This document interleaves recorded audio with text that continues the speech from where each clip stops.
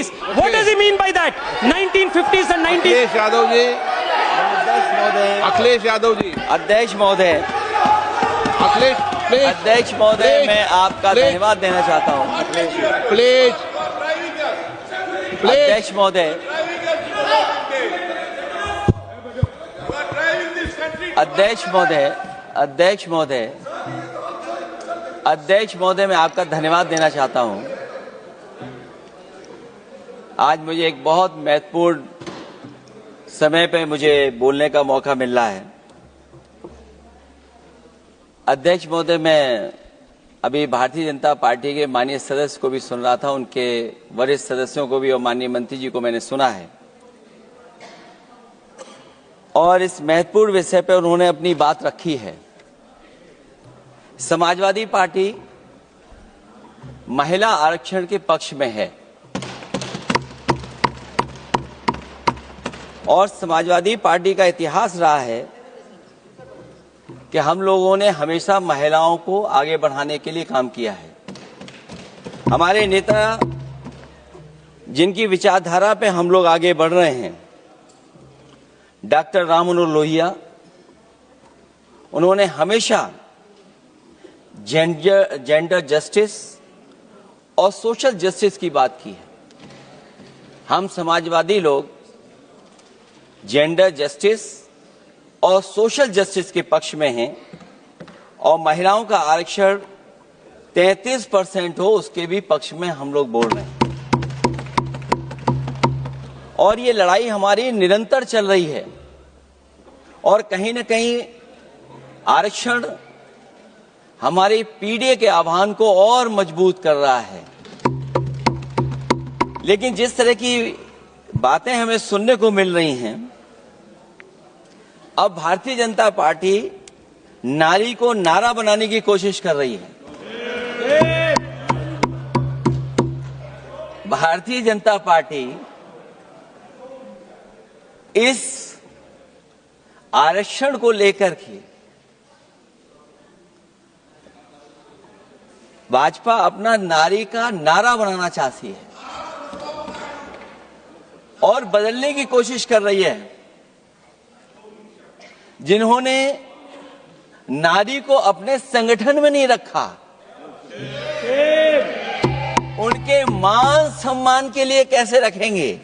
और अगर ये बात गलत है, अध्यक्ष महोदय, जिस पेरेंटल संगठन से आप निकले हैं उसमें मान सम्मान के लिए संगठन में कितनी नारी हैं ये बता दें आप। और इनका, क्योंकि पिछले कई वर्षों से अध्यक्ष जी ये सरकार में है और मैं सुन रहा था माननीय मंत्री जी को, मैं सुन रहा था, उन्होंने बहुत सारे योजनाएं, बहुत सारे कार्यक्रमों की जानकारी दी। लेकिन अगर हम दुनिया के आंकड़े देखें, जेंडर इक्वलिटी में हम कहां खड़े हैं? हम 146 में 127वीं जगह पर खड़े हैं। और अगर हम इनके खुद के सरकारों को देखें अगर, तो अध्यक्ष महोदय, इनके 21 जगह सरकारें हैं। 21 जगह यूनियन टेरिटरी और स्टेट मिलाकर के और सहयोगी दलों के साथ मिलकर के 21 सरकारें इनकी हैं। भारतीय जनता पार्टी ये बताए कि उनके 21 स्टेट में जहां सरकारें उनके सहयोगी साथियों के साथ चल रही हैं, कितने मुख्यमंत्री इनके बने हुए हैं? कितनी महिला मुख्यमंत्री बनी हुई इनकी? जीरो। और जो दिल्ली की बनी हुई हैं, हालांकि वो हाफ चीफ मिनिस्टर हैं और वो भी महिला होने के नाते केवल हाफ चीफ मिनिस्टर हैं। नहीं, अधिकार कहां है? एक चीफ मिनिस्टर के जो अधिकार होते हैं, एक स्टेट के जो अधिकार होते हैं, क्या आपके दिल्ली की मुख्यमंत्री के पास वो अधिकार है? और फिर जो अभी तक जो सबसे बड़ी पार्टी है, जो सबसे बड़ी पार्टी अपने आप को कहते हैं, पूरे देश में जितने भी इनके विधायक चुने गए हैं, आप बताओ आपकी संख्या क्या है? 10% से ऊपर नहीं जा पा रहे हैं आप? क्या 10% से ऊपर हैं आप? और फिर लोकसभा की गिनती में अगर हम देखें तो लोकसभा की गिनती में कितने संख्या में आप हैं? इसलिए अध्यक्ष महोदय, जहां हम ये कहते हैं कि हम महिला आरक्षण के पक्ष में हैं, वहीं कुछ सवाल हमारे भी आपके लिए हैं। मैं उससे पहले याद दिलाना चाहता हूं कि कई बार लोग ये कहते हैं कि समाजवादी पार्टी विरोध करती है। अगर हम अपनी बात कहना चाहें तो डॉक्टर राममनोहर लोहिया, जिनकी विचारधारा पर हमारी समाजवादी पार्टी का आधार है, उनके द्वारा हमेशा महिलाओं को पुरुषों के बराबर की हिस्सेदारी हर क्षेत्र में देने की बात कही गई। और मैं उनको कोट करना चाहता हूं कि संस्कार का आरंभ महिला से होता है। यदि महिला जागृत है तो पूरा समाज जागृत हो जाता है। ये लोहिया ने हमारे जिस विचारधारा पे हम लोग चल रहे हैं वो हम आपको बताना चाहते हैं। जब तक महिलाएं राजनीति में नहीं आएंगी, सामाजिक क्रांति अधूरी रहेगी। लोहिया जी ने निरंतर महिलाओं की राजनीति में महत्वपूर्ण भूमिका पर बल दिया है और समाज में वास्तविक परिवर्तन उनके योगदान से ही आ पाएगा। इसलिए मैं याद दिलाना चाहता हूं अध्यक्ष महोदय, उत्तर प्रदेश में पंचायत में सबसे पहले आरक्षण महिलाओं के लिए लागू करने का काम समाजवादी पार्टी ने किया। तो जहां महिलाओं के पक्ष में है उनके आरक्षण के, वहीं हमारा सवाल यह भी है कि जल्दीबाजी क्यों है? आखिरकार महिला आरक्षण के नाम पर जल्दीबाजी क्यों है भाजपा के अंदर? सच तो यह है कि भाजपा जनगणना को टालना चाहती है, और जनगणना को टालने का मतलब है कि जाति जनगणना को टालना चाहते हैं। और जाति जनगणना इसलिए टालना चाहते हैं क्योंकि वो आरक्षण का सवाल उठेगा। जो भाजपा, उनके संगी साथी कभी भी देना नहीं चाहते हैं आरक्षण। भाजपा को यह भी अच्छी तरह याद है कि पीडीए में ए का मतलब आधी आबादी है, मतलब महिलाएं भी पूरी की पूरी उसमें गिनती में आती। एक बड़ा चुनावी सच यह भी है कि भाजपा की चुनावी घपलेबाजी अब पूरी तरह से भंडाफोड़ हो गई है। जो एसआईआर आप लेकर के आए थे अध्यक्ष महोदय, उत्तर प्रदेश में हम लोगों ने बड़े करीब से देखा एसआईआर। वो कहने को तो एसआईआर था, लेकिन सच्चाई में वो एनआरसी का रूप था। और एसआईआर के मामले में जिस तरीके से वोट काटने का काम शुरू हुआ, मैं बधाई देना चाहता हूं अपने पीडीए प्रहारी और संगठन के लोगों को जिन्होंने वोट बचा लिया। जब पहली गिनती में हम लोग बचाने में कामयाब हो गए तो अध्यक्ष महोदय, भारतीय जनता पार्टी फॉर्म 7 को लेकर के आई और फॉर्म 7 उन्होंने ऐसे बांटना शुरू किया, उस घपले को भी हम लोगों ने पकड़ लिया। और जब उस घपले को पकड़ा तो पता लगा फॉर्म 7 बंद हो गया उत्तर प्रदेश में। फॉर्म 7 से कोई वोट काटा नहीं गया। अध्यक्ष महोदय, जो फॉर्म 7 काटने के लिए जिससे दस्तखत कराए थे भारतीय जनता पार्टी ने, उस व्यक्ति को दस्तखत करना भी नहीं आता है। अध्यक्ष महोदय, जो एसआईआर के बहाने फॉर्म 7 लेकर के आए थे, जो फॉर्म 7 दस्तखत करा करके वोट काटे जा रहे थे उत्तर प्रदेश में, जब पकड़ा गया, हम लोगों को जानकारी मिली, हम लोगों ने उसको प्रेस के सामने लेकर के आए और चुनाव आयोग को शिकायत की। फॉर्म 7 से वोट कटना रुक गया, लेकिन अभी भी उस पर कोई कार्रवाई नहीं की जिसने उसके नकली दस्तखत कराए थे। अध्यक्ष महोदय, इससे तो लगता है कि पूरा का पूरी व्यवस्था जुड़ी हुई है भारतीय जनता पार्टी से।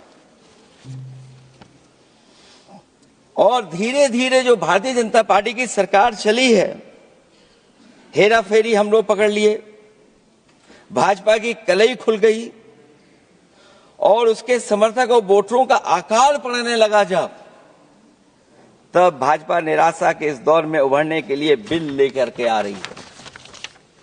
ये भारतीय जनता पार्टी का जो वोट कम हो रहा है, असली लक्ष्य अध्यक्ष महोदय वोट है, सत्ता में रहना है, इसलिए आरक्षण को लेकर के आए हैं। भाजपा की यही राजनीतिक चाल रहती है। जब पुराने लोग ये समझ जाते हैं कि भाजपा किसी की सगी नहीं है, तो हर बार भाजपा कुछ नए लोगों को अपने लुभाने जुमलों में फंसाती है। इस बार भाजपा महिलाओं को लेकर ये पुरानी चाल चल रही है, लेकिन सफल नहीं होगी, क्योंकि सबसे ज्यादा दुखी तो महिलाएं ही हैं। भाजपा की कमीशन खोरी और चंदा वसूली की वजह से जो महंगाई बढ़ी है, उससे उनकी रसोई सूनी हो गई है। रही सही कसर सिलेंडर की, बेतहाशा बढ़ती कीमतों ने पूरा कर दिया है। यह अध्यक्ष महोदय मैं इसलिए कह रहा था कि माननीय मंत्री सिलेंडर की याद दिला रहे थे। उन्होंने इज्जत घर को भी याद दिलाया, जिसको कभी प्रधानमंत्री जी ने कहा कि ये इज्जत घर होंगे। गांव गोद लिए गए, जाकर के सरकार देखे उन गांव को अनाथ अगर किसी ने छोड़ा है तो भारतीय जनता पार्टी ने छोड़ा है। हर महिला अपने बच्चों को पढ़ाना चाहती है, लेकिन भाजपा की शिक्षा विरोधी सोच तो सरकारी स्कूल तक बंद करवा दे रही है। महिलाओं का दर्द क्या होता है, ये मेरठ के दुकानदारों के परिवार की महिलाओं की आंखों में आए आंसू भी बयां कर रहे हैं, और नोएडा की मजदूर और मेड के गले बयान भी कर रहे हैं। क्योंकि जब हम बहस महिला आरक्षण पे कर रहे हैं, तो हमें याद रखना चाहिए कि हमारे बिल्कुल बगल में 40,000 से ज्यादा लोग सड़कों पे मजदूर, महिलाएं सड़कों पर हैं, जहां से प्रभु श्री राम जो कभी हम लोगों ने स्क्रीन पे देखा था, वो चुन करके आए थे। वहां पर महिलाएं धरने पर बैठी हैं, और अगर ये धरने पर इसलिए बैठी हैं क्योंकि उनको न्याय नहीं मिल रहा है, भारतीय जनता पार्टी की सरकार की वजह से उनके घर उजड़ रहे हैं, महिलाएं रो रो करके न्याय मांग रही हैं, तो मैं कहना चाहता हूं अध्यक्ष महोदय सरकार से कि अगर ये बिल इतना ही सही है तो इसे मेरठ नोएडा की पारिवारिक और कामगार महिलाओं के बीच बैठकर घोषित किया जाए कि उनके लिए इसमें क्या क्या होने जा रहा है। हम महिला आरक्षण के साथ हैं, पर उस भाजपाई चालबाजी के खिलाफ हैं जो एक साजिश के तहत की जा रही है। भाजपाई और उनके संगी साथी देश की सबसे बड़ी आबादी के वर्ग मतलब पिछड़े वर्ग की महिलाओं के बारे में चुप्पी साधे बैठे हैं। ये बात अध्यक्ष जी समझ में नहीं आ रहा है, क्योंकि जब हम लोग प्रधानमंत्री जी को सुनते थे तो वो ये कहते थे कि हम पिछड़े वर्ग से आते हैं, हम आप जैसे ही हैं, पिछड़े हैं। लेकिन जब आरक्षण की बात हो रही है तो पिछड़ों की संख्या इसमें कितनी है, हमें उम्मीद है कि सरकार इस पर जरूर बात अपनी रखेगी। ये संशोधन के नाम पर जो जल्दीबाजी दिखा रहे हैं, दरअसल उसके पीछे भाजपाइयों की मंशा है कि जनगणना न करनी पड़े, क्योंकि अगर जनगणना करनी पड़ेगी तो जातिवार आंकड़े भी देने पड़ेंगे और जातिवार आरक्षण भी।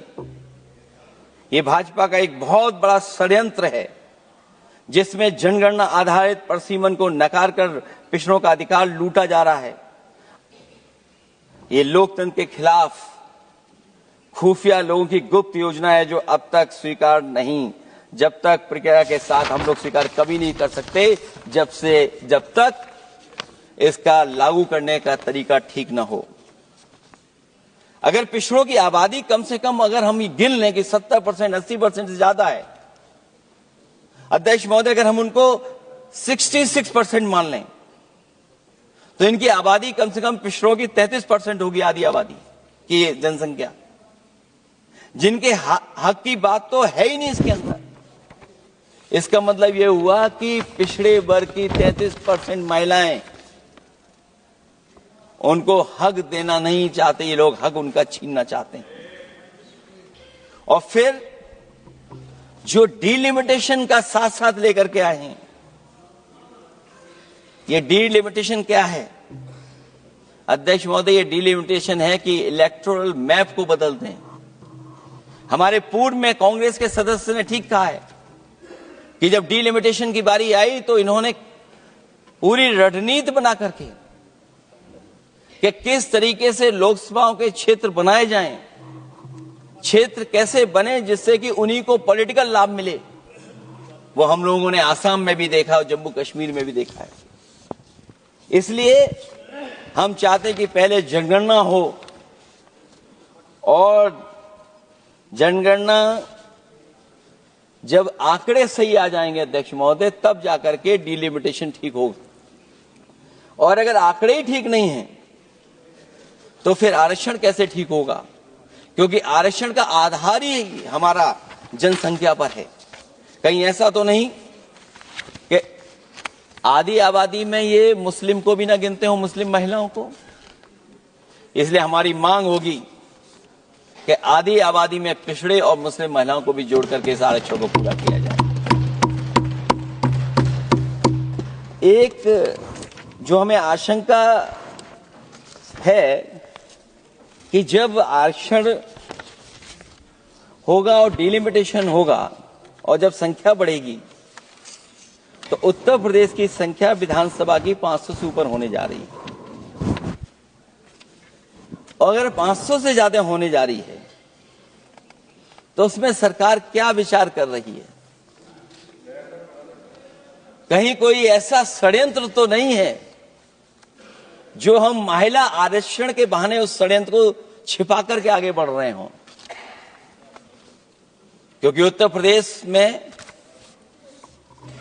120 सीटें तो लोकसभा की होने जा रही हैं और विधानसभा की सीटें तो अगर 600 हो रही हैं, अगर 600 हो रही हैं तो कहीं ऐसा तो नहीं अध्यक्ष महोदय उसमें भी कोई साजिश षड्यंत्र हो? जो षड्यंत्र हम लोगों को समझ में नहीं आ रहा हो। और अगर षड्यंत्र रहेगा तो जैसे अयोध्या हारे आप, एक बार फिर उत्तर प्रदेश आप हार जाएंगे। और 33% सीटें कौन सी होंगी? आप अगर सीट रिजर्व कर देंगे, कॉन्स्टिट्यूंसी रिजर्व हो जाएगी, तो अध्यक्ष महोदय ये महिलाओं के बीच ही कंपटीशन करा देंगे। अगर कॉन्स्टिट्यूंसी रिजर्व होंगी तो अध्यक्ष महोदय महिलाओं के बीच ही कंपटीशन हो जाएगा। क्योंकि वो अध्यक्ष महोदय वो माननीय सदस्य कह रहे हैं कि वो तो होना चाहिए, वो सास बहू वाली तो हार गई हैं आपकी।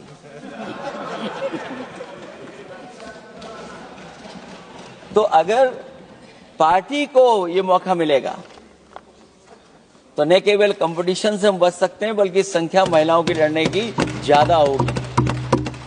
ये महिलाओं को ज्यादा नहीं लड़ने देना चाहते हैं चुनाव, इसलिए कॉन्स्टिट्यूंसीज को रिजर्व कर रहे हैं।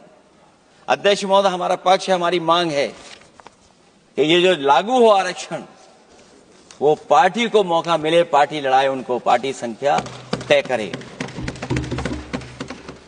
इसके साथ साथ जो रोटेशन वाला है इशू, स्वाभाविक है कि जब हम एक क्षेत्र से लड़ते हैं अध्यक्ष महोदय तो एक भावनात्मक अटैचमेंट बनता है वोटरों के बीच में। और अगर ये रोटेशन का मामला होगा तो अध्यक्ष महोदय कोई भी अपने क्षेत्र में बहुत ज्यादा भावनात्मक लगाव नहीं रखेगा क्षेत्र की जनता से। तो अगला क्षेत्र की सोचने लगेगा कि अगला क्षेत्र हमारा क्या होगा। इसलिए हम इसके भी खिलाफ हैं अध्यक्ष महोदय कि रोटेशन नहीं हो। हम रोटेशन की प्रणाली के खिलाफ हैं, इसके पक्ष में हम लोग नहीं हो सकते।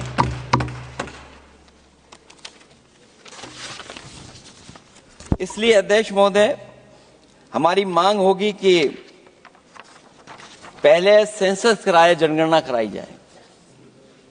और अगर ये जनगणना नहीं कर रहे हैं तो इसका मतलब धोखा दे रहे हैं। क्योंकि पुराने बिल में जो हम लोगों ने बात देखी और रखी थी उस समय वो यही था कि जनगणना करा करके महिला आरक्षण बिल आएगा, लेकिन ये लोग 2011 का लेकर के आ रहे हैं। इसका मतलब इनकी पूरी तैयारी है कि कौन सा लोकसभा क्षेत्र कैसा होगा। इनके गुप्त लोगों ने वो कहीं ना कहीं नक्शा बना करके रखा होगा, जिसको आरक्षण पास होते ही, बिल पास होते ही ये लागू करने की कोशिश करेंगे। और जो और सुधार होने चाहिए महिलाओं के, जो सुधार होने चाहिए उन सुधारों पे इसमें बिल में कोई विशेष योजना या विशेष बात नहीं हो रही है। बिना उनके लिए लाभ पहुंचाए, सशक्तिकरण किए, शायद हम पूरा उनको हक नहीं दे पाएंगे। मैं अध्यक्ष महोदय आपसे यही निवेदन और अपील करूंगा कि पिछड़ों को, माइनॉरिटी को, खासकर मुस्लिम महिलाओं को आरक्षण दिया जाए। जो सेंसस से ये दूर भाग रहे हैं वो इसीलिए भाग रहे हैं क्योंकि जाति जनगणना की मांग उठेगी, और अगर जाति जनगणना की बात उठेगी तो आरक्षण की बात और उठेगी। हमें उम्मीद है कि हम लोगों की बात मान करके सरकार उस पर विचार जरूर करेगी। जब हम आरक्षण देना चाहते हैं तो बिना पिछड़ा, बिना मुसलमानों के शायद हमारा जो लक्ष्य है महिला आरक्षण का वो पूरा नहीं होगा। इन्हीं शब्दों के साथ आप सबका बहुत बहुत धन्यवाद।